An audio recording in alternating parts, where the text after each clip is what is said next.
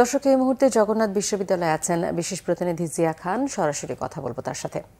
জিয়া, শিক্ষার্থীদের কর্মসূচির এই মুহূর্তে কি তথ্য রয়েছে আপনার কাছে?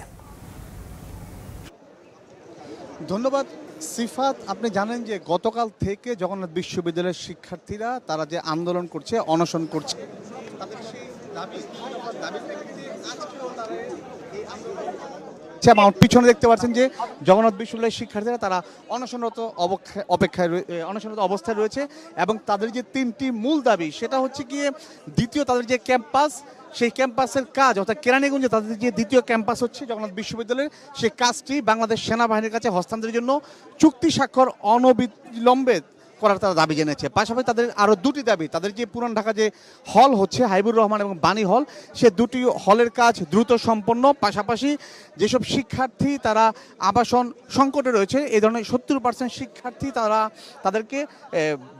তাদেরকে ভাতা দেওয়ার যে দাবি, অর্থাৎ সেই দাবিটিও এই আন্দোলনরত শিক্ষার্থীরা তারা চলমান রেখেছে। এবং আজকে তারা তাদের সেই দাবির প্রেক্ষিতে তাদের এই কর্মসূচি ছিল যে তারা আজকে সচিবালয় অভিমুখে যাবেন এবং সেখানে তাদের পদযাত্রা করার কথা ছিল।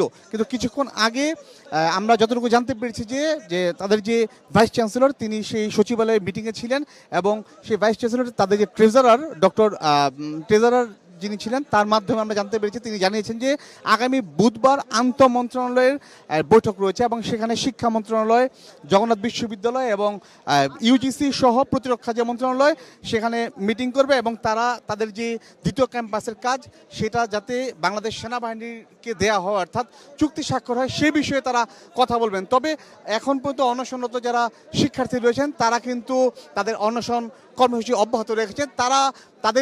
তাদের যে বিবৃতি আমরা কিছুক্ষণের মধ্যে জানতে পারবো যে তারা আসলে যে মেসেজটা তাদের ভিসি পাঠিয়েছে সেই মেসেজের পক্ষে তাদের যে অবস্থানকে তারা তাদের আন্দোলন কর্মসূচি আজকের মধ্যে স্থগিত করবেন নাকি সেটা চলমান রাখবেন। যেহেতু বুধবার পর্যন্ত একটি মিটিং রয়েছে, সেই মিটিংয়ে তাদের সিদ্ধান্ত আসবে সেখানে সেনাবাহিনীর কাজ দেওয়ার বিষয়ে। তো এখন পর্যন্ত তাদের যে আন্দোলন কর্মসূচি অব্যাহত রয়েছে এবং তারা বেশ কয়েকজন শিক্ষার্থী কিন্তু অসুস্থ হয়েছেন এবং তাদের সেই চিকিৎসা চলছে। সিফাত, ধন্যবাদ। জিয়া খান জানাচ্ছিলেন জগন্নাথ বিশ্ববিদ্যালয় থেকে।